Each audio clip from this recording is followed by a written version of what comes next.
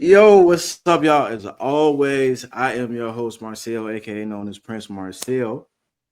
What's going on, y'all? It's your boy Fredo, aka Papa Fredo. And look, Y'all got y'all, Teflon here Don. it's not get stuff like that. It's not get stuff like that for sure. But this is Midwest point of view. As always, y'all know we talk about dope people, dope places, and dope reasons, and why you should tune in with the Midwest. And of course, we got Teflon Don, the dopest, Yes, one sir. of the dopest people Yes, out the sir. Midwest. Thank you. Yes, sir. I And this appreciate is where all stories take center stage from the Midwest. So, just as we just went over, we got Daron here today. Bro, go ahead, introduce yourself to the people, bro. it. Okay, for one, so my name is Daron Jerry. I don't want y'all to think I'm just some too Yeah, overconfident. Don. This is the thing, you know what I'm saying? There's a reason why I went with Teflon Don. You get what I'm saying? From the city of Chicago, entrepreneur. I used to rap. I used to play sports. I used to be in the streets. I used to do a lot of things. I've done a lot in life in a short amount of time. So as we progress more, y'all will find out more about me. And I'm so happy to be here. I thank you guys. And I'm ready to go. Yes, sir. Yes, sir, man. We appreciate you coming out today, bro. It's such a blessing to have you here. You know, we've been locked in for a little minute now, but like this the time to go. You know what Shout I'm out to saying? Earn Your Leisure, Yeah. and Earn Your Masters. Yeah. Yeah, absolutely. Yeah, Yeah. shout out to them, man. That's where we all got connected from, Yes, bro. sir. Them brothers is really getting a lot of great, excellent people together and able to connect and then do things like this, you know what I'm saying, going on, bro. So we do appreciate them. One thing they'll never know because we haven't really we've I've met them, but we haven't really like connected. Hmm. They don't know that they're the reason my life is the way it is now on accident. We'll get into that as we progress, but like I really respect. Shout out Troy, shout out Rashad, shout out my boy Ian. Like those guys, me, which I guess I can give myself some credit because I came out to these events. I paid for the events that would need to be paid for. I Please give put yourself some credit. Yeah. in, but Yeah, and we understand because we did the exact same That's thing. why I Yeah. said that, man. they play a huge role that they don't even know that they play in my life. You get what I'm saying as to why I decided to be who I am today. You know? Yeah. Yes, sir. Okay, all right. So can you give us like, an idea of the background from where like you're coming from, like growing up? All right, bro. So can you give us like, an idea of the life of Darren, like growing up? You know what I mean? Like take us back to the childhood real quick, like growing up in Chicago. What's that like? First thing, Daron, Don't run. Daron, Daron. Oh, you saying, oh, the run. I apologize, bro. Yeah, I apologize. I see I was saying it wrong. I got you. Sorry. Got you. No, that's all. I've been dealing with that since I was in first grade. I promise Oh, okay. I thought you said don't run. That's why I'm like, oh my you. god. Um, honestly, my life Chicago. So I'm from Inglewood, born and raised. I was born at St. Bernard Hospital, in the center of Inglewood, and it was extremely rough. But the way we grew up as a family is why I'm so family oriented now. Why I don't like doing a lot of things without family, without my brothers involved, without my mom involved, my kid. Like I try to bring everybody involved, even if it's something small, it's like going bowling or something. You get what I'm saying? Like I'm very family oriented with because of how we grew up and get up here, because of not much, and seeing how they still made things happen for us as kids, which we kind of knew we knew. I ain't gonna say kind of. We knew we were struggling, but like they really did their best to try to make sure that we didn't know too much of how bad we was doing. At least until we got like I want to say about 11 or 12 years old. And you get older, you're in middle school, you see that other kids got things that you don't have. You see other kids their parents are able to show up to sporting events and your parents aren't because they hustling or doing what they need to do to, make sure that we still got somewhere to live for the next month and et cetera, et cetera. So it Yeah. I Oh, the wanted to whole ask shit. you to get an insight though real fast. yes. Um how many siblings do you have, bro? So my mom has three kids. My older brother Michael passed away. He was killed by the Chicago police in June 16th of 2013. Sorry to So hear it's me and my brother TJ. Yeah, sorry, bro. And that's its own great story. It's been very rough for my mom since then because that's her oldest son. So Michael was the oldest. TJ is the middle child, and I'm actually the youngest. And just trying to navigate through life, knowing all that we were going through, and then to follow up with going through that, it was tough on her.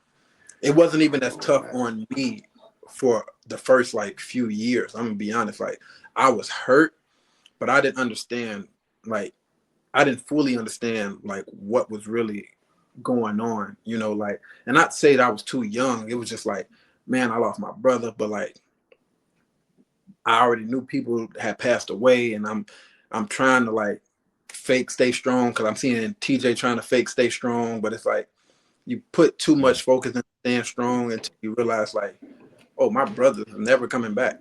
Like my mom really like going through it right now, like, and at the same time, you know, it's 2013. I'm 12. So I'm 25 right now. Like I'm not that old. So I'm like 12. You know what I'm saying? I'm 12 going on 13 when this happened. And I'm just like, I'm trying to do what I think that people think I should be doing. You know what I'm saying?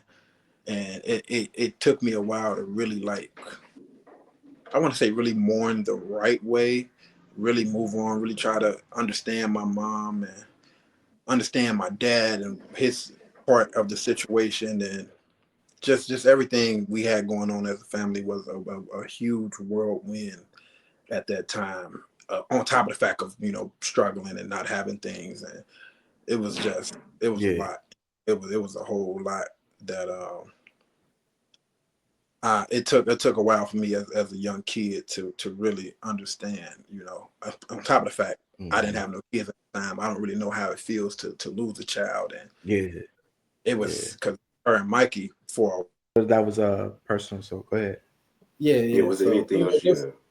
Just going through that, you know, watching my mom go through it, and I can't even tell you. And another, like, I also didn't understand because of how she was handling it. Like, I don't know what's the right way to handle something like that.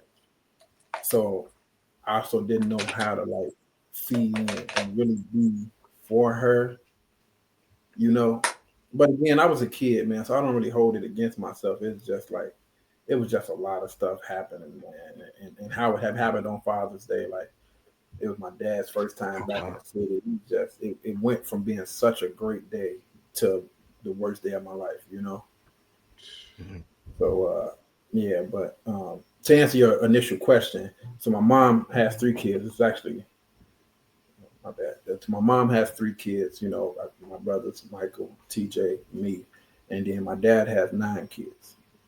He has 2 younger kids who a lot of people thought they were my children when we look similar, and I take care of them a lot. You know what I'm saying? My pops don't really be on social media, so they always with me. I'm always taking them out, taking care of them, things like that. But no, they're my 2 little brothers, and I love them like they my kids. You get what I'm saying? Because they are fortunate enough to have been past all the stuff we've been through in the past. You know what I'm saying? My father being in and out of jail, us going through the struggling as far as living situations and how we gonna eat and stuff like that. They are past that, so all they know is I got big brothers who take care of me. I'm always cool. I always get stuff. They always make sure we straight. Like they're in that, you know, predicament. So that's a blessing in itself for sure. Yeah, that's beautiful. Okay, so my question to you, bro, but everything that's happened to you in life or your family dynamic, on a positive note, who influenced you the most as a young person? My dad, believe it or not. And I love my dad. Okay, shout out, pops.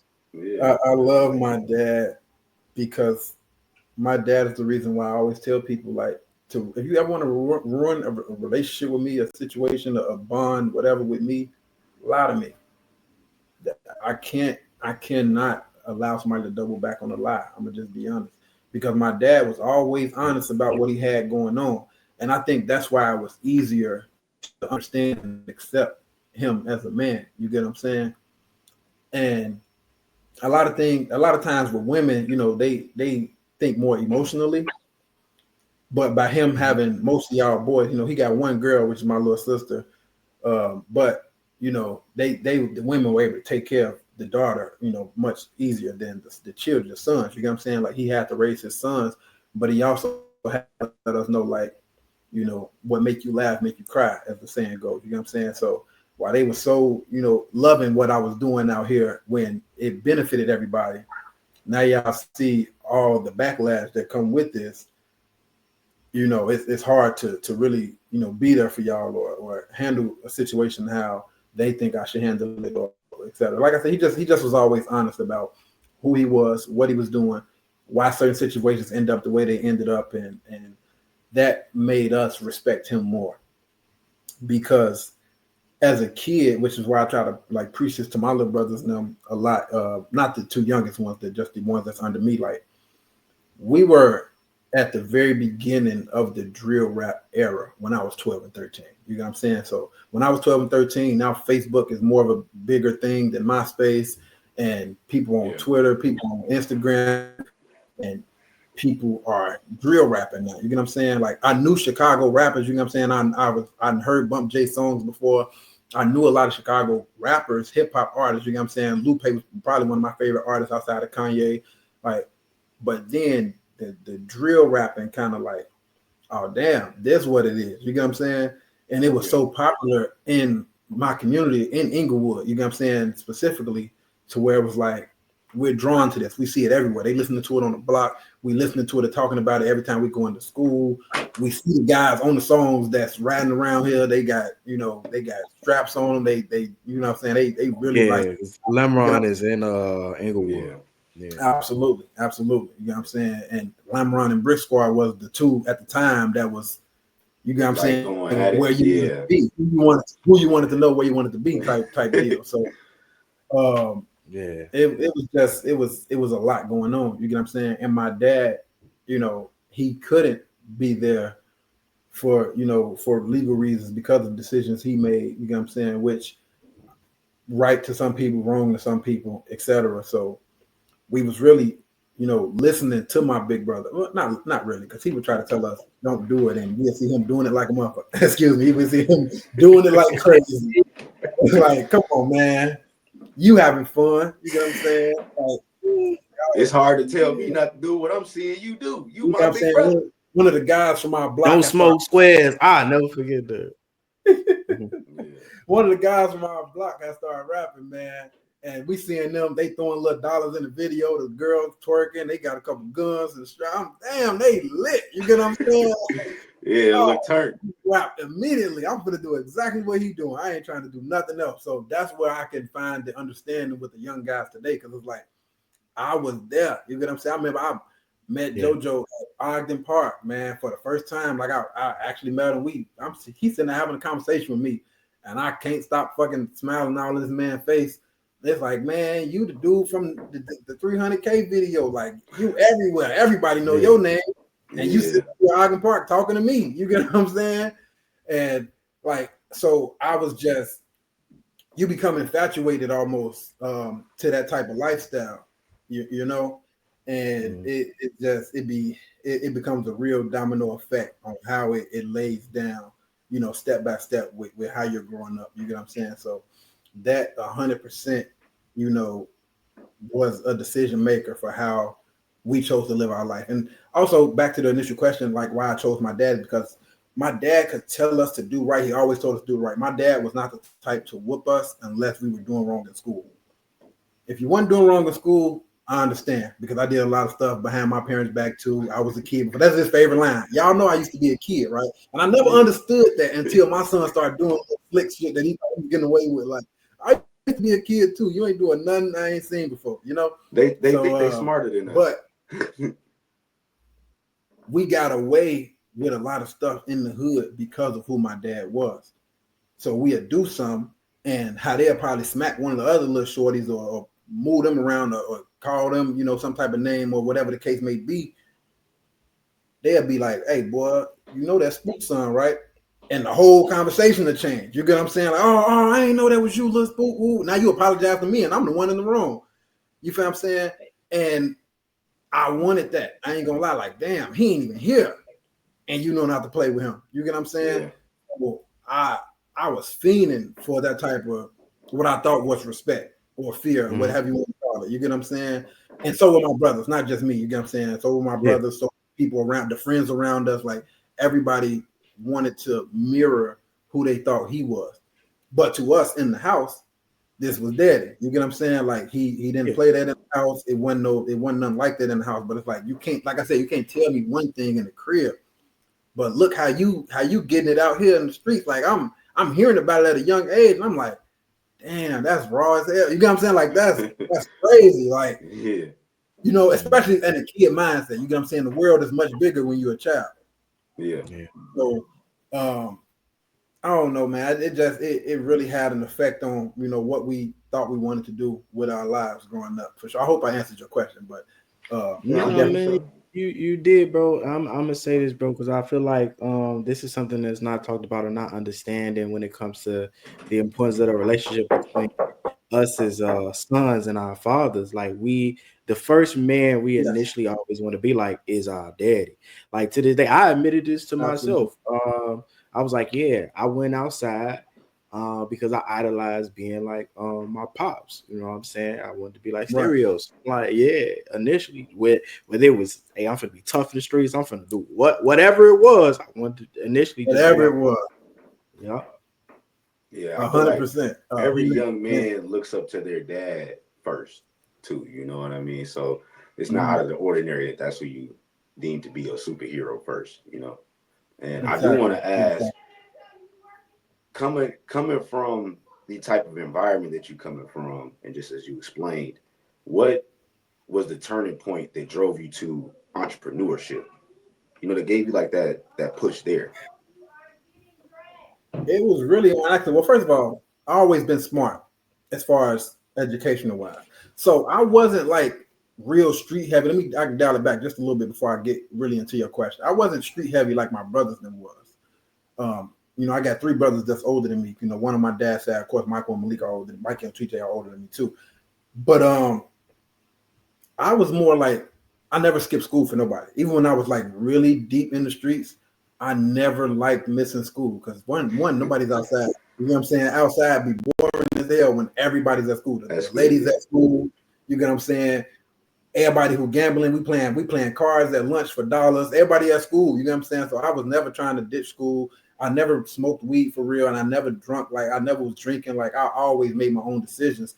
But I wanted to be tough because it's like, and then in an environment like that, and that's why I will put down bad on Inglewood, but also I know it's more of a traumatic thing. When people see that you're a good person and you're not on that, it's like they're more likely to want to fuck with you or to want to bother you, to want to bully you. You know what I'm saying? And that's what also led to me wanting to be tough. It's like you're trying to take advantage of me because you feel like you're tougher than me. And even though my brothers were tough and my father was tough, you know, my peers, you know, people in the school and whatever, you know, they try to pick on who they think won't react that way, won't react in an aggressive way like they're reacting. You get what I'm saying? I remember I told a kid once, the human face isn't meant to be punched. So if you punch me, you're a dummy. I thought that was going to get me out of a fight. And I'll let you know right now, he definitely still punched me. That's a smart response, though. He definitely still punched me. And that's when I was like, okay, now I'm going to show y'all what I was. So I went and got my brothers. We ended up jumping them, and he kind of became cool after that. You know, once you have a fight with somebody as a kid, y'all get locked in. You know, now y'all cool. Typically, it's like a mutual respect thing. So we end up getting cool after that. But I can't ever forget that. Like I always tell people, it's hard to forget when you feel like somebody embarrassed you or tried to like overpower you. Whatever, you know what I'm saying? Yeah. So I always remember, like, because I tell you, man, I was a real smart aleck, man. I always had straight A's. I didn't care about nothing else. You get what I'm saying? Like I said, until my brother passed away, and I started doing things that I thought everybody in the hood thought I should be doing. Like, yeah, this what they on. They on that type of time, boy. Mikey gone, they finna step up and do this, and this. And it wasn't the best decision. It wasn't a great decision at all. Now, how I got to entrepreneurship, man. Well, listening to I got a cousin, and he's not the best entrepreneur, but he does soak up all the information. And I was at his crib and he was watching Earn Your Leisure's interview with Rick Ross. Mm-hmm. Like, the Assets of Liability, yeah, the Assets of Liability interview. And I'm sitting there thinking, I'm just gonna watch Rick Ross interview because this is what we watching, not knowing that who they are and what they're about. And as I'm listening to them talk, and I'm listening to Rick Ross explained why he got the land and how the land is tax free and what he's invested in since he got the land and all that. I'm like, God damn, that's a lot of money outside of rap. You get what I'm saying?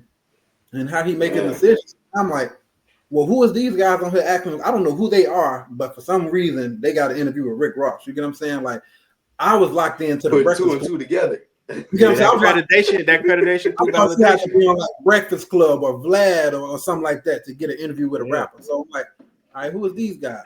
Yeah. I click on the channel. The second interview I see after that was Alex Good Energy with the trucking. Okay. I'm like, oh, it's other, but then like I'm start scrolling down. It's like it's all black people that are making real money, and they not in no entertainment, and they're not in no sport. And I'm like, damn, that's that tough. hit different. Like, that hit different because they recognize. I'm telling you, like, yeah. They're not rapping the lyric. They're not dribbling the ball. They're not scamming. They're not selling no drugs. They're not none of that. Just full-blown entrepreneurs. Businesses. Yeah. These are people who own businesses who are making it happen. You get what I'm saying? And that's how I really got locked in to Earn Your Leisure. And I'm just like, I want to do something too. I don't want to work no job. You get what I'm saying? Like, I want to own something. I want to invest in something. So then I went on an Earn Your Leisure binge. I think I watched like 12 videos in one night. Didn't even go to sleep. Like all hour-long interviews. Respect, man. Proud of you. You know what I'm saying? Because I'm like, who are these people? And who are these entrepreneurs that I never heard of? Shout out Troy, shout out Rashad again, man. You know what I'm saying? Who are these entrepreneurs that I never met in life, but they're making millions of dollars and they got trucks? They got these same trucks that be on the expressway that I be looking at. Like they own these same real estate properties that we was renting growing up. Like these black people own all. Like I knew it could happen, but it's like I didn't know. I wasn't in that department yet to see like, oh, it's a lot of black people though who really are locked in the right way to the right thing to do. And that, man, that really changed my whole mentality. Like I went to college, you know what I'm saying? I went to Illinois State University. People think I dropped out of college. I didn't. They put me out of college because I couldn't afford the room and board. And I also couldn't afford to get an apartment out there. So I tried to get another job, but then as working a job, I'm not making it to classes. And all and it's like, man, I can't keep trying to battle with this no more, you know? Yeah. So I've tried school, I've tried the street way. It's just like entrepreneurship really like put another battery in my back, like to keep going, like to change my whole narrative of life, like truthfully. I'm just being no, I respect that. I respect that. Appreciate you sharing that, bro. And we understand, bro. Like, man, 100%. For sure, you preach to the choir. And oh man, but I was already, so this was 2020 though, and I had just got with who we were just talking about. We're gonna dive into that more and more, but we had just got together, and she got her own thing going. I didn't really even consider it entrepreneurship at the time because like she had to go to school for it or whatever. So I'm like, man, how can I be an entrepreneur? Like, who can I talk to? Ain't nobody in my family no entrepreneur. Anybody in my family even graduated college at that point. You get what I'm saying? Who gonna understand? Like, so yeah. I'm like, man, what can I do? So I text the group chat with my homies. If y'all see this, y'all know I ain't in the group chat no more. Don't act like it's a surprise. Man, I'm texting him like, hey man, we all got a couple dollars. Let's buy a building. Let's put all our money together and put all our name on the building because he was talking about I watched the real estate joint. I said, let's put all our name on this one building. A building on the corner of 67 and Troop, like 14 units, already Section 8. Sale. I'm like, we can all get 2 units apiece and be good. Like, of course, I didn't really know everything about real estate at the time. But you got the idea. That's all that matters. Yeah, good idea. That's all that matters. Like, it's 7 of us. Really 8 of us, but one of them was already. One of my guys was locked up at the time. So 7 of us in here. Let's take our little money and our, our names. All our credit don't got to be great if all of us are personally guaranteeing it. You get what I'm saying? If we all gonna be a personal guarantee on this, like we can come together and probably make this happen. You get what I'm saying? Yeah. Yeah. In a lot of words, they told me no. Like we doing in this market. I told like, how long y'all think this is gonna work? This is coming to an end. I promise y'all. Yeah. But at the time, they making money, they doing their thing, and this is like it's coming to an end for you. It ain't coming to an end for me. I'm cool. Your block can't see.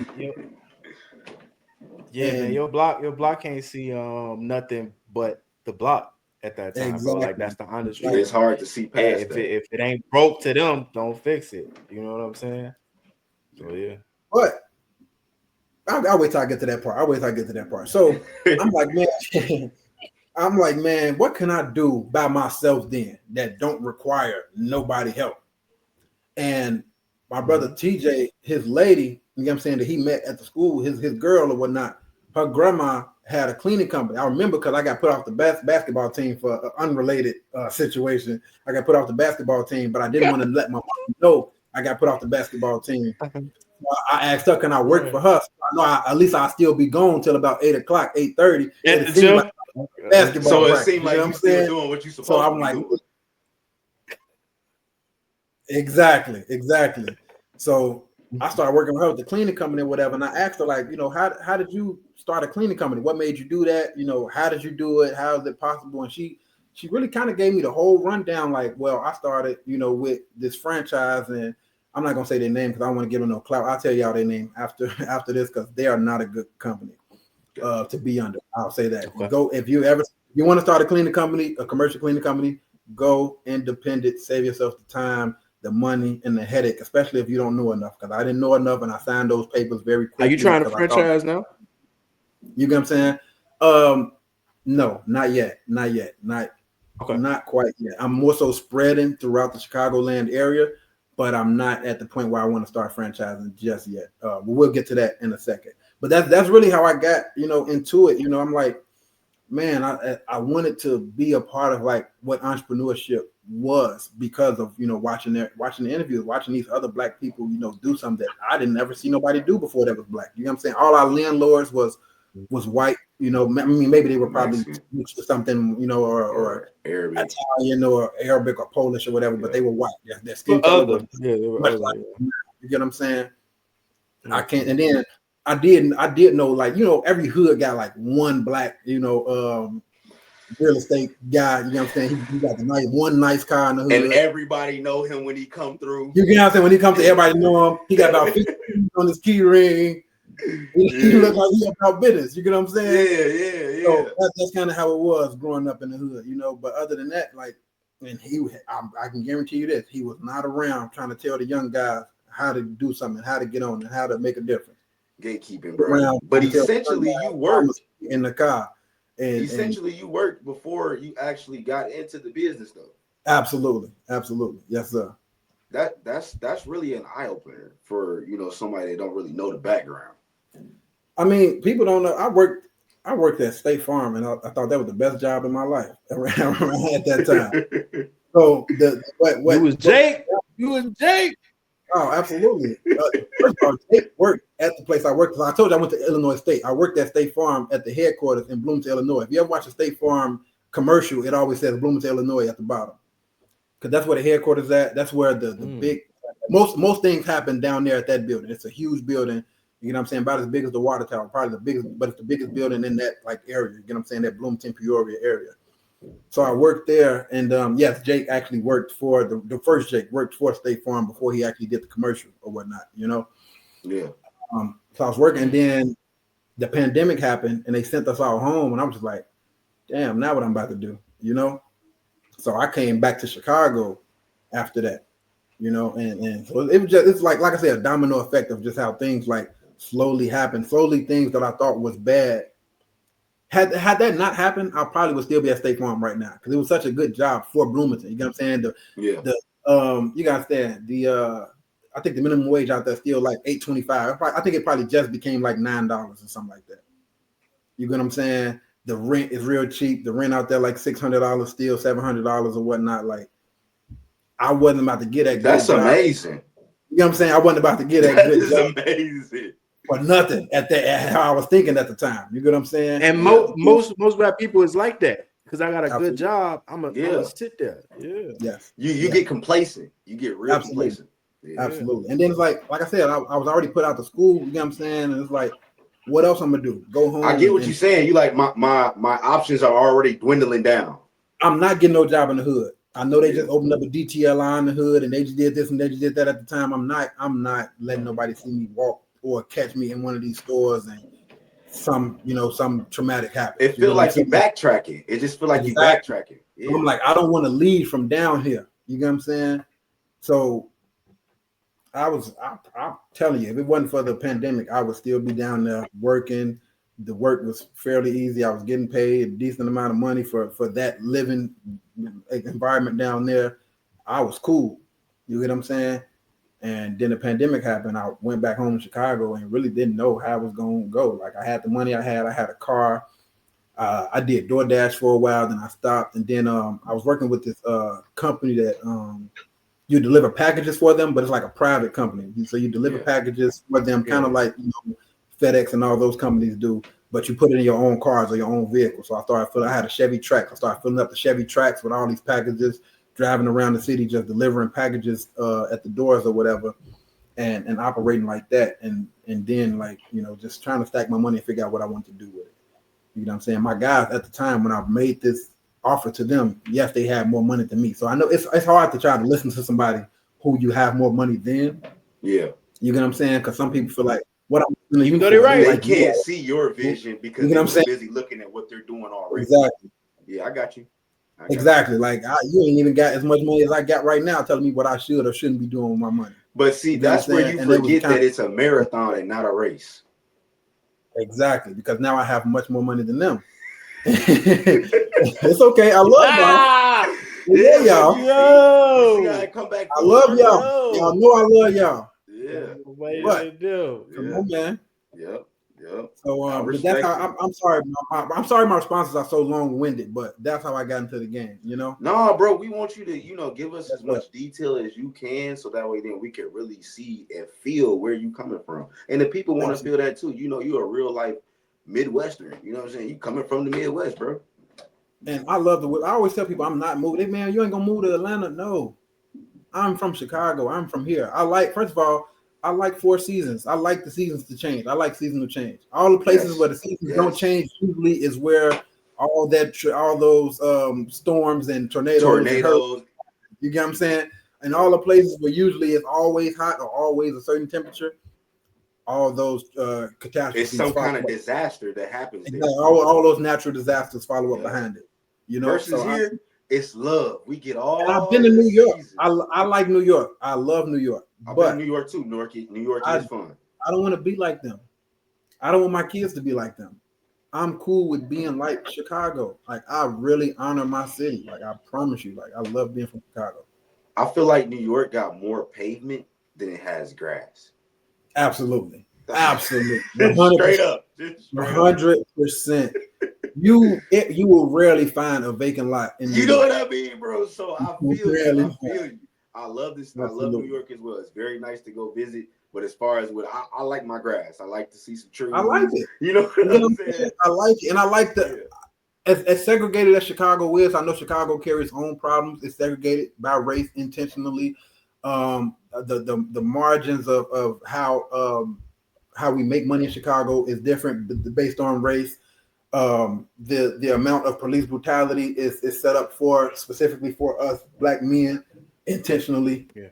But I still love the city as a whole. I still love how I can go around the city, meet new people, go to new places. Always something new that I haven't been to in Chicago. Yeah, and when you really tap in, it's a lot of people. When you tap in, it's always something that's going on. Like, damn, I didn't know y'all was. Man, I went to the Bronzeville Winery, bro. Like, not just get them the shout out, but it's like I didn't even know at first that it was a winery. Like, what is a winery anyway? I don't drink. Like, Black people, only Black people in here. They chilling, they vibing. They're not having drunk. A good time. They just having. They listening to house music. They having a good time. Yeah. Shout out to Bronzeville Winery. They hosted the Afrotech meetup, and they host Grown Folk Stories during the XL Film Festival. So they do a lot of big collaborations in the city. But I know in business, it's not always, glitz and glamour.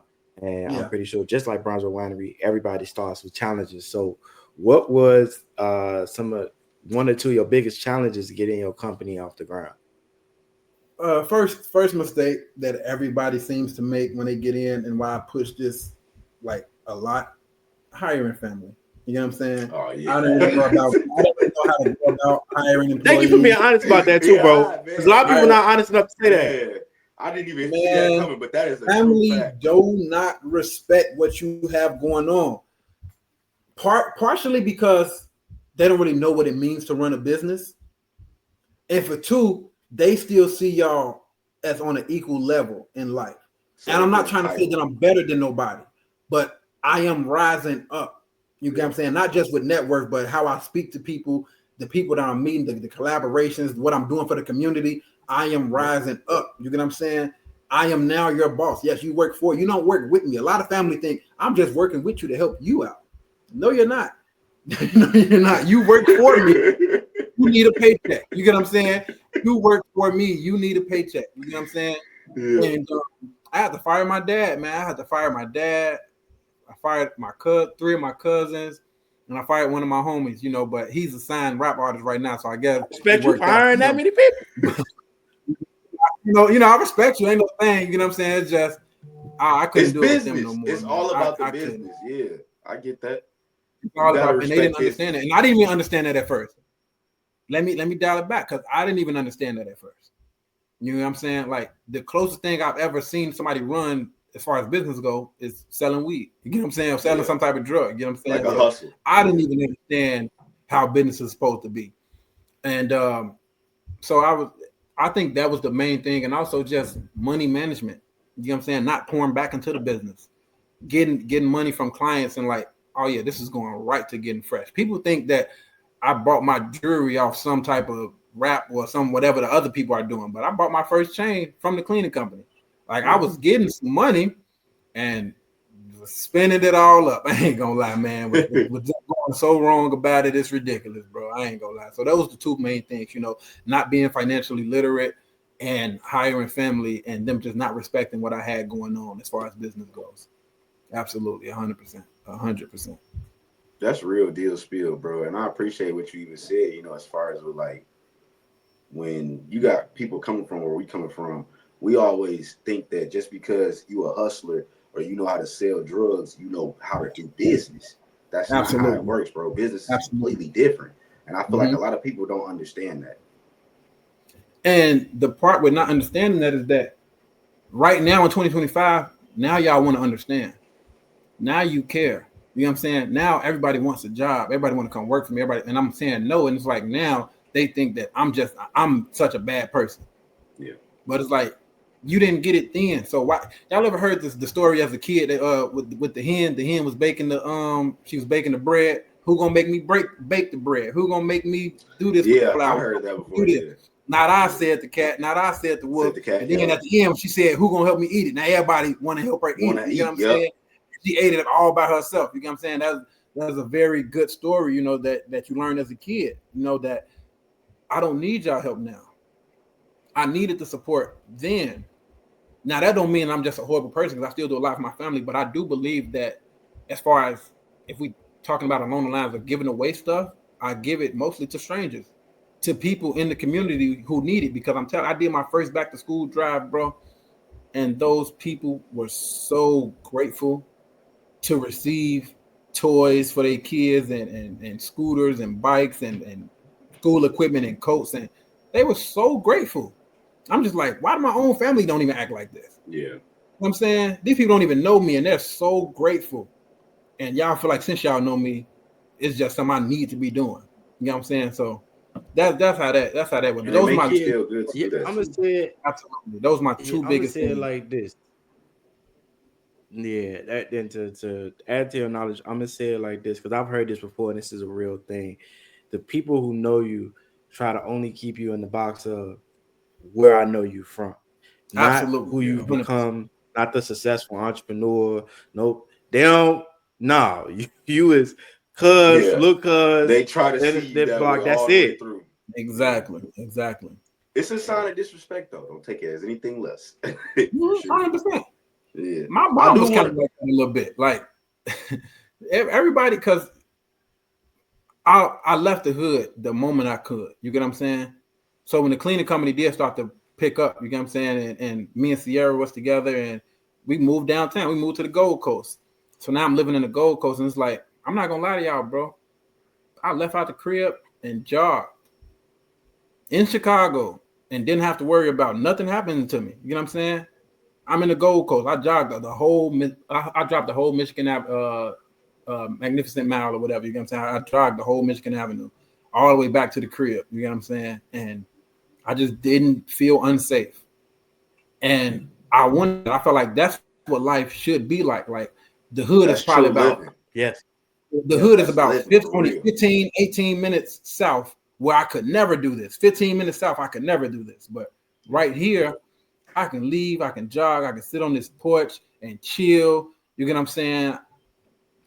It was so much easier to connect with life down there. But at the same time, I had people that were still in the hood. Since they're all here, they're talking about me. Yeah. And they're coming up with their own theories about who I am, how I think now, what I got going on. And somebody might call you, you say no to a request. They go right back, hey, guess what his goof ass just said, man. He think he woo. And they all talking about me, but I'm not there. One, I don't care enough. But two, I'm downtown now, man. Like I got this and this and this going on. Like I'm past that. And they didn't know how to appreciate that at all. And even my mom to a certain extent, like didn't really fully know how to adjust to that, or how to navigate around me being like that for sure. Yeah. No, I get that. I guess from hearing you also mention how it makes you feel to do what you do for the community versus what you've already been doing, for your family and deciphering that difference there. What do you do today to stay connected to the community now? I just show up, and they don't, especially like we talk about the children now, the older people in the community. Like I put up on the block not too long ago, and the block is sad to say most of the people from the block are in jail for a very long time, or they got killed. You know what I'm saying? And the ones who didn't, they are old, like they're old enough now to where they got kids, they got responsibilities. Mama ain't letting them live for free no more, so they got jobs now. And so the block is really dry. You know what I'm saying? The old folks are now more comfortable on the block now. I pulled up and played dominoes out there with them. Sometimes it don't even just be about giving away things. I just show up and have conversation. You know what I'm saying? I lend out small favors, when I'm in the hood and I want to support and I want to help. You get what I'm saying? And I even let them know what I got going on. I'm very transparent. You get what I'm saying? So I even let them know what I got going on. And I listen to, their advice or what they think I should be doing. You get what I'm saying? So I try to participate with the Salvation Army with the toy drives. I try to stay very connected to the hood. Now, as far as the young guys go, they hate to see me coming because I'm gonna sit you here for an hour. You need some? All right, cool. You're gonna have to sit here for an hour and listen to me tell you why the streets ain't for you. Why the streets should not be a priority. Why your life should be better. And it's to the point now to where like they don't even ask for favors because they just don't want to hear it. They don't want the speech behind it. Yeah, they don't want the speech behind it. And it's like a part of them feels like, at least this is what I feel, because I felt like this a little bit, growing up. Like a part of them feel like, bro, you're gonna leave here and go back to your comfortable life. I'm gonna listen to this conversation. I still live in the hood. You know what I'm saying? I'm still gonna have to deal with all the problems that come with living in the hood once you're gone. And as I understand that, as I actually consume that, and I understand like their point of view, I get it. But it's like you'll never leave here unless you have to be mentally stronger, or you'll never leave here. You have to be mentally stronger to say I'm not on that, or you will never leave out of here. You know what I'm saying? Unless you get real lucky, like winning the lottery or something. Like other than that, like, I'm trying to tell you the truth, bro. No, I agree. So it's sort of like it feel like it's falling on deaf ears, but to be honest, I'm actually giving you the keys to your freedom, whether you realize it or not. Yes. And while you may not listen, for those who hear this conversation, you are willing to listen, just like how you had the fortunate to often sit on the couch and watch Earn Your Leisure. For those who come to watch this conversation, it's gonna be a two-part. How did you grow the business? What was involved in it? And then give us like a breakdown of like how would I, if I didn't know anything about starting a cleaning business, I don't know anything about entrepreneurship, and I came to you, what would you tell me? How did this go, and so forth?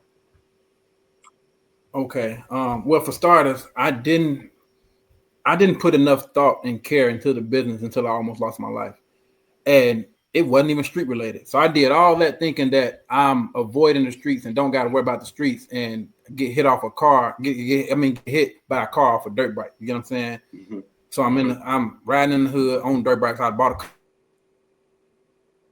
And a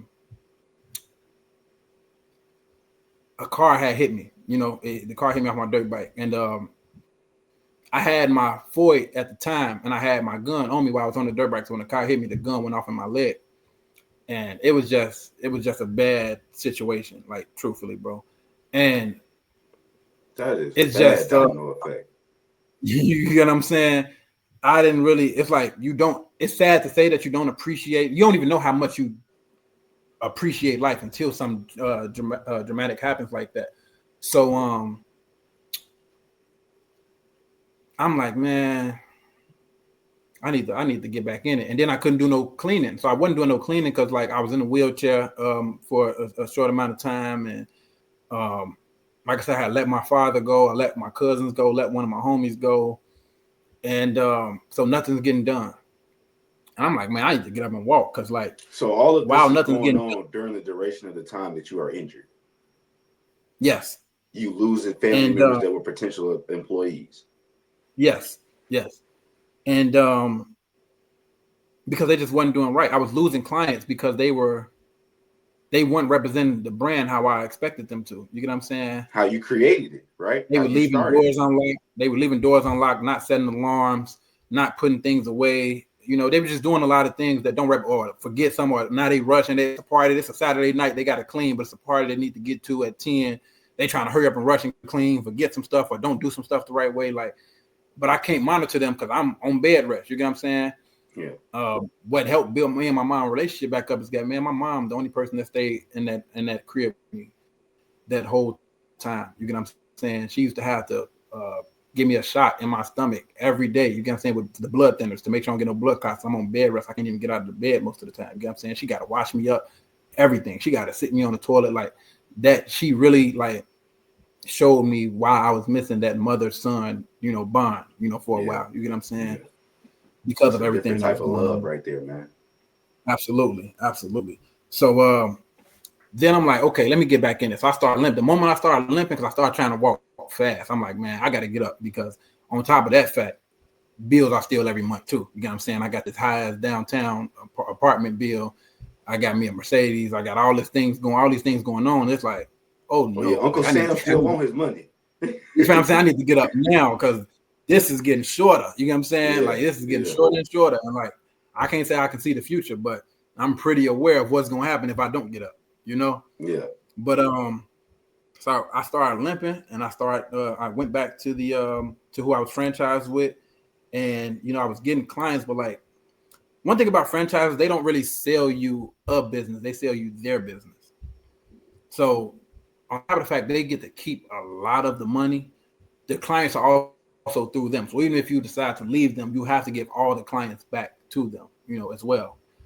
So and they just wasn't charging enough to even have like employees, for real. You know what I'm saying? It was easy to have family. And that's another thing about the family leaving. Like real employees or people that don't know you ain't gonna take such a short amount of money. You get what I'm saying? Those people expect an hourly wage paycheck or a salary. You know what I'm saying? Not just a couple $100 out of my pocket every week. You know what I'm saying? So I'm like, my check. Exactly. You know what I'm saying? I'm like, man, I'm just all over the place. You know what I'm saying? I honestly tried to hire somebody. I'm just like, man, here go the money. And she was like, well, how am I file taxes on this? And I'm like, what they got to do with me? You know what I'm saying? Yeah. Like, do you want to be a job? This is what I was hired. Yeah, this is your job. Like, do you want to be a part of what I'm doing? Yes or no? But that ain't how you run business, man. I've learned a lot since then. Man, this is all 2021. You know what I'm saying? Late 2021. So going into 2022, I started having seizures because of the accident on the bike. And I was just like, I can't even keep cleaning for 18 hours a day. I was literally cleaning for about 16 to 18 hours a day, trying to do every contract, trying to drive to every contract You get what I'm saying? And make sure it got done by myself, because I didn't even know where to start as far as hiring people. And I needed all of that money to go to all these expenses that I have now that I thought was just so great until things started to fall, you know? And I'm like, man, I called the my representative at the cleaning place, and I'm like, you know, I'm done. You know, I'm done. And I told her I was done. I ended up getting out of the deal. And then I ended up seeing another gentleman with his own commercial cleaning company who actually was with a franchise himself, not the same one, a different one, who went independent. And I was like, oh, I'm not done. I got all this because I get to keep the cleaning stuff. I got all this cleaning stuff I can pay for. I got 10 vacuums and mops and you know, all these cleaning supplies. You know what I'm saying? I'm like, I ain't finna sell it. So what am I finna do with it? Okay, so I'm not done. Let me get back in it. And that's when I started to really do the work on cleaning. I bought a book. It's actually over here somewhere. It's called Pick Up Trash. It's called Pick Up Cash, Not Trash. It was literally a book about. So to answer your question, if I wanted to tell somebody how to get into it, I would really say do your research first. You know what I'm saying? Don't just step into it thinking it's easy to just get a dentist's office to clean up, to let you clean up for them. You get what I'm saying? Because when you think about paying insurance, your business insurance, if you get payroll, you got to pay taxes, on top of the fact you got to pay workers' compensation. Like all of these things play a part in money that you need to get, that you need to also be able to negotiate when you are looking for new cleaning clients. So the book is called Pick Up Cash, Not Trash. I read that book and I'm just like, oh yeah, I know exactly what I need to do to get started, you know? And when I got started, it was working. I ended up getting a very, very good contract for $5,000 a month. That's a great contract in the cleaning industry. You know what I'm saying? Because the contract with the franchise, they were usually like $200 a month, $400 a month. That's why you had to do like 10 or 11 of them. So when I say I was working 16 to 18 hours, it's because I'm trying to do 11 places in one day just to try to make the money make sense. You know? So they was very small contracts. You know, I think the highest contract was $1,100 a month. And then I get one contract that's $5,000 a month. Like, so now I'm good. Like I'm so good. I'm back great. So now I'm like, all right, now let me make sure I'm doing everything. People working at McDonald's making $5,000, or you know, you get what I'm saying? Like $5,000 a month is like a typical good paying job almost. Not McDonald's, but you get what I'm saying though. Absolutely. And then, you know, I'm like, a part of the book tells you, like, you know, reach out to people that you know who you know that got something going on or work at a good place or whatever. Don't be afraid to reach out to them and say, hey, you know, I got this cleaning company. You know, I'm doing really good. Here go my website. Here go what we did in the past. Here go the before and after. I'm talking about everything. And I gave that rundown to a captain at one of the Salvation Army locations that I grew up on. And he let me get their location, the Salvation Army location that he worked at. And that was another $5,000 a month. So now I'm like, oh yeah, like this. So now we at 10. Okay, I got you. You know what I'm saying? Like this now, this is great. You know now we at 10. We at that $6 million. This is great. I end up getting my first employee. You know what I'm saying? Now, the revolving door of employees, you really have to take your time when it comes to hiring people, because some people are just looking for a quick job. Some people are just looking for a quick job. Some people they may be good at the work, but they don't have really a good morality. You know what I'm saying? Their morale isn't that great. The way they talk to people isn't that great. You know, they may show up late constantly. You know what I'm saying? So you may be good at your job, but you're not good at, you know, the other things. Your integrity is low.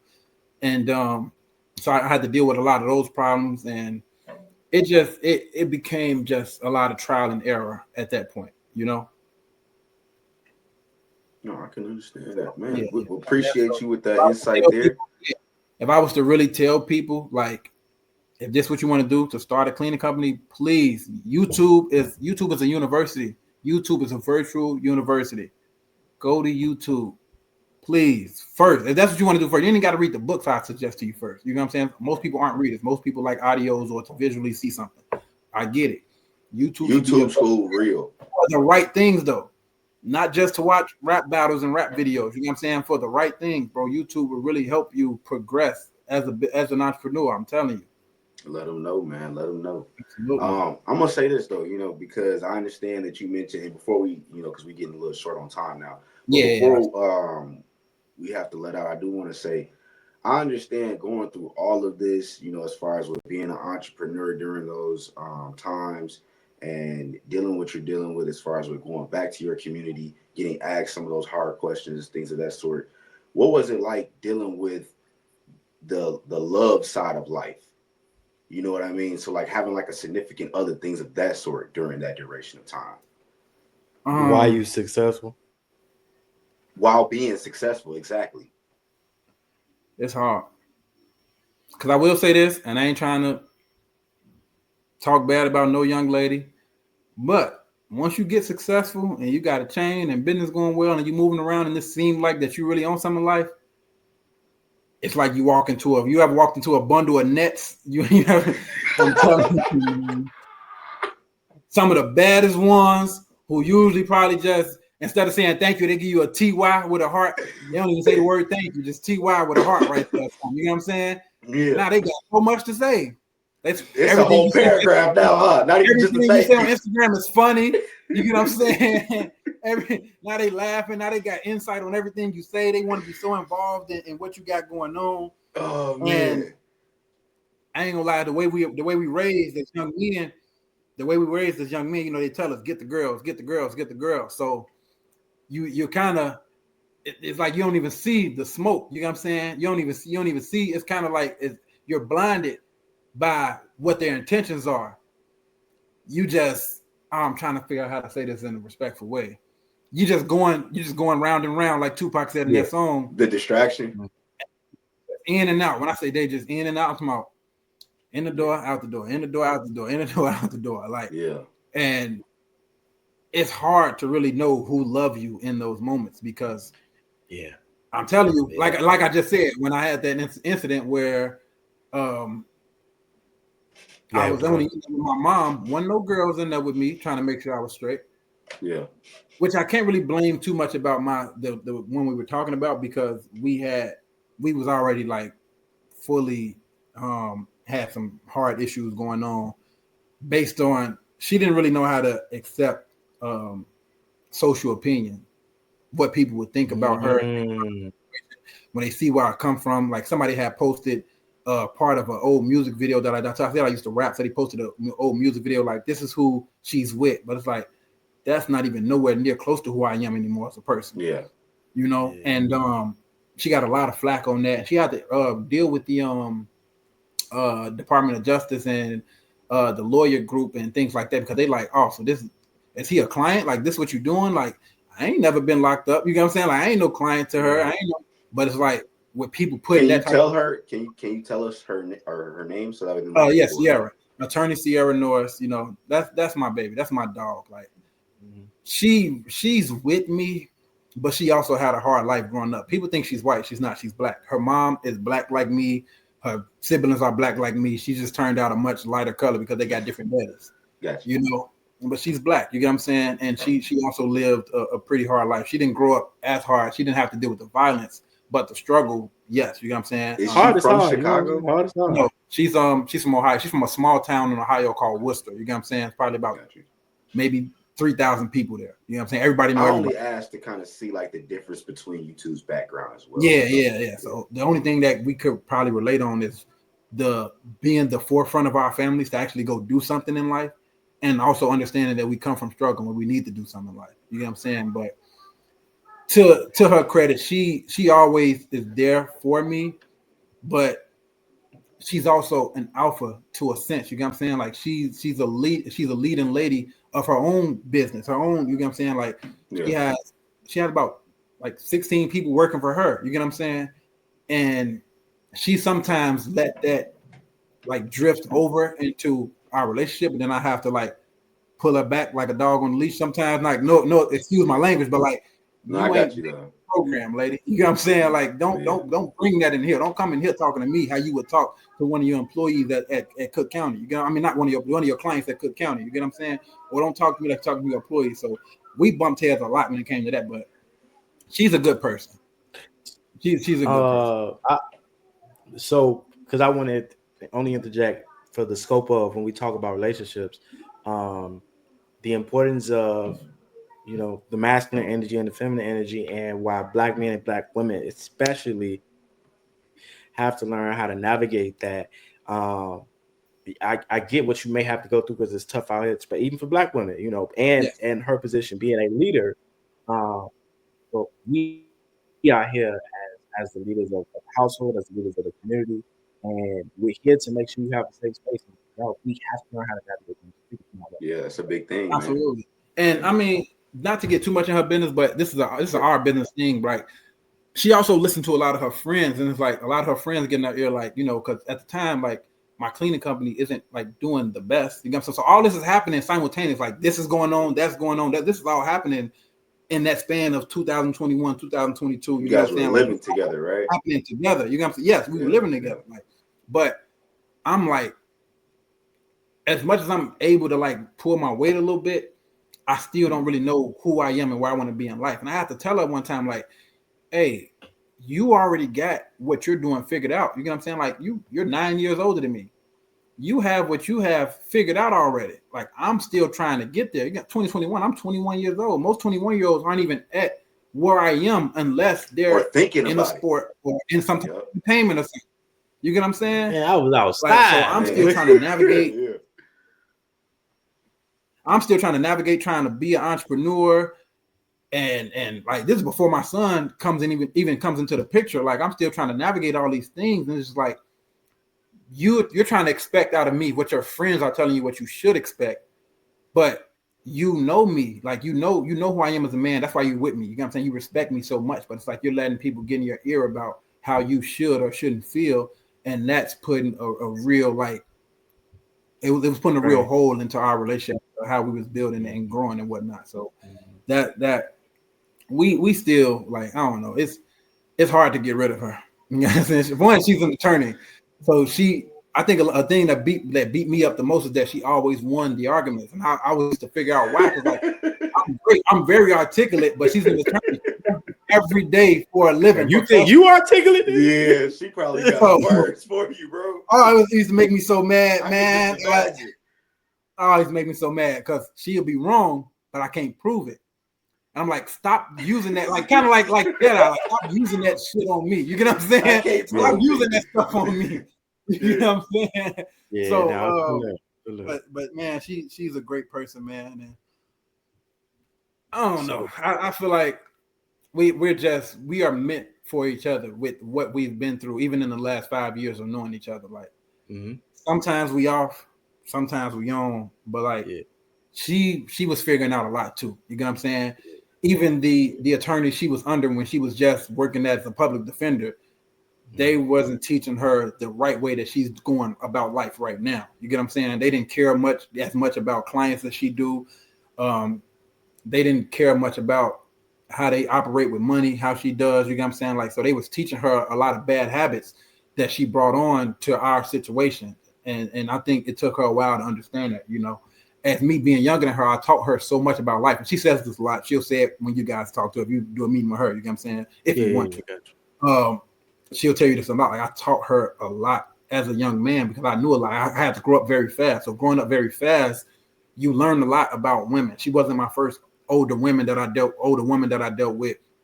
I had already had, you know, paying rent and stuff like that before we got together. I was already working on my credit and trying to be an entrepreneur. Like, I was already doing all this stuff before we met. You already got the mindset. I'm a man, guy. I want to be. You know what I'm saying? Yeah. Like, so it was tough for her to understand it because a lot of guys, because there'd be a lot of guys in those comments too talking crazy.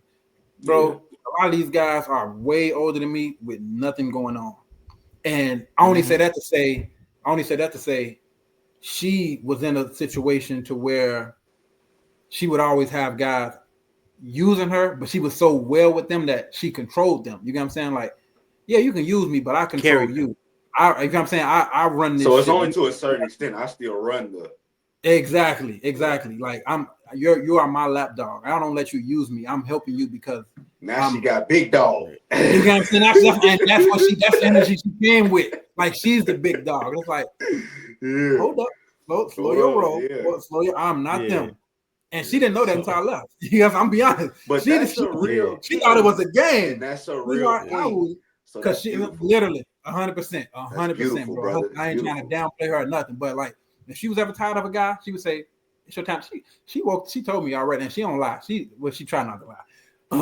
She woke a guy up in the middle of the night. Like, she woke a guy up in the middle of the night, like, hey, it's time for you to go.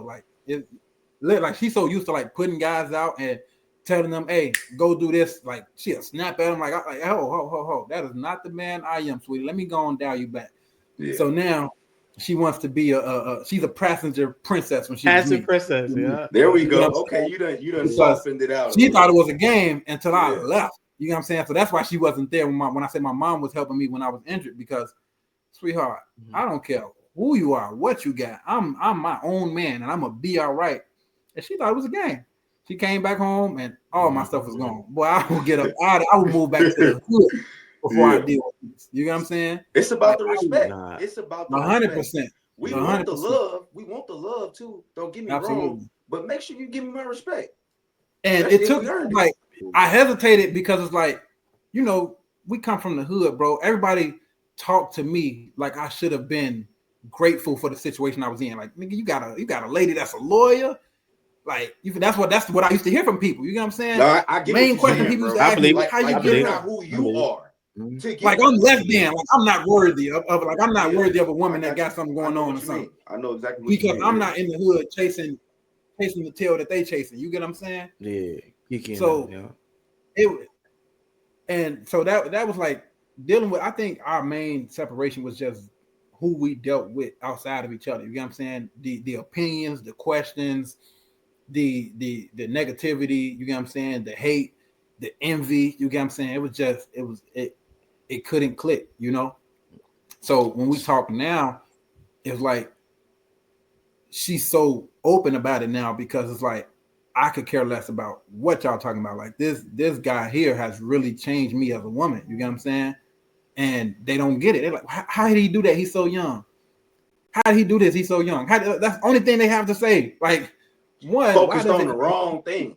Why does it matter to you? You know what I'm saying? Like, please elaborate on why it matters to you. I feel like they pick and choose who they want to attach a certain requirement to when it comes to the issue, because certain people, like for instance, and this is not a disrespect, a shot at Speed, but I literally just seen this video of this older man doing a collaboration with Speed, and they were talking about, you know, everything that he's doing, and he had to be like 50.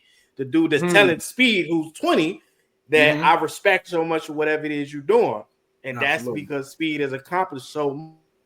At such a young age, you're not attaching the age thing to Speed. So what is we talking about? You feel me? So, but to get into that, so now that you guys are at a great and black love type of place, when it comes to that, and I know you guys, especially because you both are entrepreneurs and on right, I have entrepreneur mindset. How do you guys go about financial habits? Do you guys talk about investing? You know what I'm saying? Since you started watching Earning Leads and stuff like that, and how does those conversations go? She does not talk about investing. She does that. She just I want to say, and I'm just be honest, about 4 months ago, she asked me how should she go about investing her money. But at first, she never wanted to hear nothing about it. But you gotta understand, being one of the top attorneys in the city, she get to charge a lot of money. So she was making a lot. You know what I'm saying? Like, charging $50,000 for a murder charge. And at the time, I know the pandemic had everybody with some money. They giving the whole 50 up. Some people, here go 10 and do 1,000 here, 1,000 there. Now they you know what I'm saying? But then you got now they giving the 50 right. Here go the whole 50 right here in cash in your hand. I need you to get me up out of this jam. You know what I'm saying? Man, so when you're dealing with situations like that, it's like she didn't really want to hear what I was telling her about, because like not only did Earn Your Leisure help with my entrepreneurship, like for days. I'm a part of Ian's Red Panda Academy. You know what I'm saying? So now shout I'm out to learning. Red Panda. Exactly. Let me find out I'll be hearing you on the phone call, boy. And honestly, I'm always quiet on there. I just be sitting there just looking around, you know what I'm saying? But I'm in the stock club and I just listen. I listen and I learn and I take what he's saying and I apply it. Like, I don't want to be all in your ear when you know more than I do. I'm trying to get where you are. So me talking ain't gonna get me there. You get what I'm saying? Like the saying goes, I never met nobody who learned from listening to their self-talk.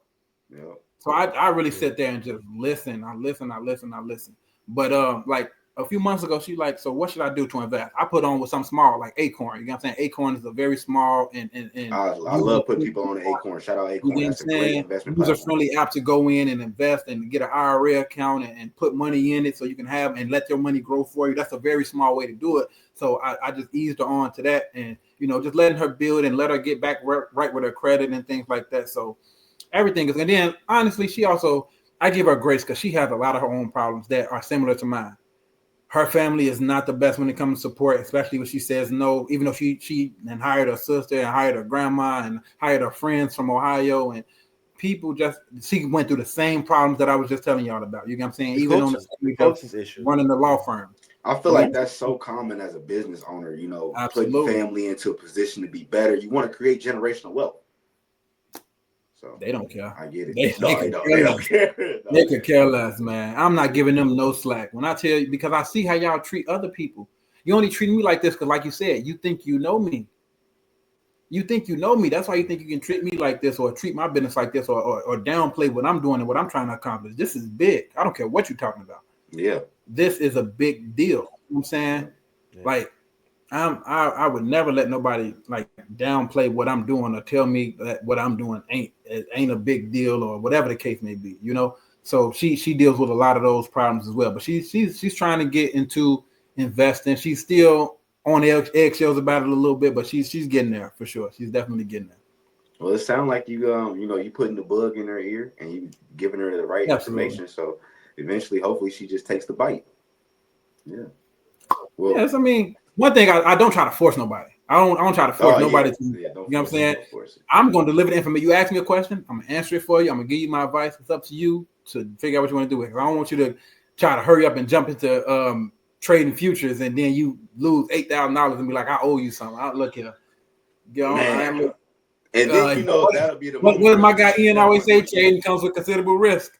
Yeah. Do your own research, man. Yeah. Do your own research. Do your own research. Don't be in my ear about it. Don't just play with your money. Exactly. Don't play with your money. Yeah. Don't play with it. It'll leave your hand quick. It'll leave your hand quicker than you were able to respond to it. I'm telling you. But other than that, man, everything is cool, man. Everything. It's so many stories I can get into. I'm mad. Damn, I'm mad. We need a part 2 or something because there's so many different things that we can get into. We'll come back. We'll come back. Matter of fact, what we're gonna do is we'll do something even special to where we can come back and we'll come back to where we can all sit down. We'll make sure we at the studio with it and things of that sort. So we'll do that. Yeah. But we can't tell you how much we appreciate you just coming on and shedding a light on your life, the investments, the entrepreneurship, and just in general, like giving the viewers an insight on how to also be great through different avenues and ways. You know what I mean? I definitely appreciate y'all for even having me, bro. Like, it's not a lot of, like I said, the youngest don't like to hear. My brothers barely like to hear. You get what I'm saying? So I like to spread this information because it's very useful and it's very important for us to know. You get what I'm saying? Especially if you want to get somewhere in life. Like, one, I want you to know that I want to at least help you not make the mistakes that I've made. But I also want you to know that I'm from the same Inglewood you from. You can get there. Yeah. Like I did not win the lottery. I didn't sign no rap contract. I wasn't in the NBA or overseas. Like, this is grit and grind. You can get there too. You get what I'm saying? So, and that's what I really want to instill into everybody. And y'all should definitely get Sierra on here, man. If you need me to, holler at her and see if we can get a date together, because I'm telling you, she has an amazing story. If you don't mind, we could work it out to where actually, because I would like to have, because I want you back on for sure, and I would like to have it to where we could probably do it to where both of y'all could just come together at the studio. Absolutely. Yeah, I can make that happen for sure. Yeah. We get a date together. Let's do it. I feel like it'll draw a lot of support and attention because she's a woman at the end of the day. You know what I'm saying? She's a great young woman. And I'm telling you right now, I like her. Message better than us sometimes too. Absolutely, and it's not because I like her, man. She has been through the rope. Nothing was just. No, she's immaculate. She's immaculate. Nothing was handed to her. I'm telling you. So, a lot of people try to comment on the mistakes that she does make, and look here, man. She's one person who, from nothing, has built and who has built in the empire. She's actually calling me right now. She's probably listening to me. I don't know what she's on. I'm telling you, man, you should really you guys should really talk to her because she has a lot to say and she does a lot and where she's planning on going next is gonna be really important, you know, for the community as a whole. Absolutely, 100%. Well, there y'all have Okay, it. bet. Teflon Let's Don do it. Daron. Yes, sir. Thank you, man. I What's up, man? appreciate y'all. I can't wait to move further from here. I want us to collab more if we can, even if it's not even just interviews, no, just us coming together. How you doing, bro? What you got going on? How's this going? How's that going? You know what I'm saying? If we got Let's have brunch. we can go to, Oh absolutely. yeah, we definitely keeping it going, bro. No questions there. Let's do it, man. Because you brothers you actually doing something special, man. Just being on here and opening up that mic. Yes, man, we appreciate that. Not here. I can't tell, man. I can take this laptop and walk outside right now and just ask every black person I see, hey, you know about Earn Your Leisure? What you know about financial literacy? What you know about investing in stocks? And I won't get the response that some people may think I would get. I'm telling you, and it's not an insult to them, but it's not in our community for real to have these conversations. Even the conversations are really about mental health. I know mental health may seem like a thing, but a lot of people really don't get it. So when you break down what a queen is supposed to be like, what a king is supposed to be like, bro, I appreciate that myself. I really do, because it's like it's not here. I promise you. I'll be back and forth to the neighborhood often. Yeah, it's not there, bro. You know, so that's why I say I respect. I ain't just saying it out of I really respect what you're saying, because it's like, I promise you, it's not here, and we need to get it here. And I know streaming, you get what I'm saying, being on social media where they are, you know, reaching out to them the best way we can. You get what I'm saying, catching them in person, getting on their ends, like putting it in their face, like you would do if you're trying to find a client. Just keep putting it in their face, putting it in their, that's the idea, man. They get it. You know, that's what I want it to be about, putting it in their face until they get it, you know, for sure. So thank y'all so much, man. I really appreciate it. Likewise, welcome, bro. Well, it's been an amazing episode here on Midwest Point of View, man. We love y'all. We appreciate y'all. And that's a wrap. Last thing, hey, subscribe. Everybody watching. Oh, yeah, your social media too. Let everybody watching listen to me. It does not cost much to be a good person. Okay? You are not just come to what you've gone through. You know what I'm saying? You can be bigger and better than what you've been through in life, where you're at in life, where you're from in life, etc. It does not cost much to be a good person. Just leave out the house every day with a positive mindset. You know what I'm saying? Man, a smile, bro. It goes a long way. A smile will get you so long. Hey, before this close out on us, bro, make sure you give them all your social media platforms for anybody that's watching, all of our viewers, subscribers. We want to make sure they follow you. Okay, so my Instagram is Teflon Don Daron. It was my real name at first, but people may think I changed it because I wanted to sound cool. If you put in my real name on Instagram, you'll find a very old Instagram from when I was a kid. And it got some real corny, cheesy pictures on there, and that's why I changed my name. I couldn't want to change the narrative. It's so funny though, but that's why I changed my name for the most part. And I really feel like I'm the Teflon Don. Like I really brush off everything somebody tried to do to me or say to me or whatever. Like I fight my way out of it, and I'm cool. Like I feel like I'm untouched in that department of thinking you can make me feel bad about myself, or thinking you can make me change who I am as a man. Like that'll never happen. Like I'm standing strong, I'm standing tall on all that for sure. So Instagram, Teflon Don Daron. I believe TikTok is the same thing, but let me check and make sure. Yep, no, TikTok is my name. TikTok is my name, Daron Jarrett. I really only have an Instagram and TikTok. I don't have a Facebook. I don't have an X or nothing like that. And they can support your business through there too, right? Ladies. You say what happened? Can they support your business through there? Like, can they book? Oh yeah, absolutely. So my business, if you want to support my business, Jump the Broom Cleaning Co. CO. So Jump the Broom Cleaning CO on all platforms. So Facebook, Instagram, TikTok, YouTube, Indeed. If you're looking for a job, absolutely on Indeed. All right, y'all, look, you know what I'm saying? But you gotta work. We want you to work, okay? Absolutely. Everywhere you can think of. You get what I'm saying? LinkedIn, it's all the same name, you know. So if you want to support, if you want to come out to the events that we throw, where we were supporting the children, supporting the community, or if you just want to ask me, hey, I need some more information about, like, me helping you start a cleaning company will not stop my business at all. So don't ever think you can't come to me and ask no questions or nothing like that. Me supporting you will not stop what I'm doing.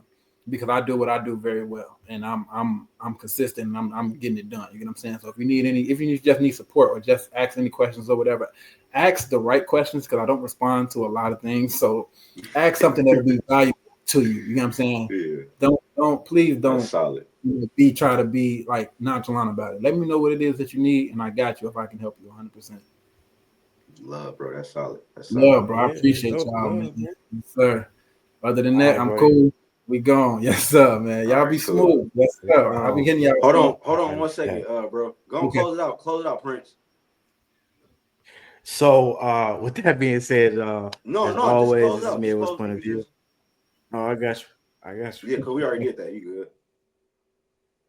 Uh, Oh, dang. Did he get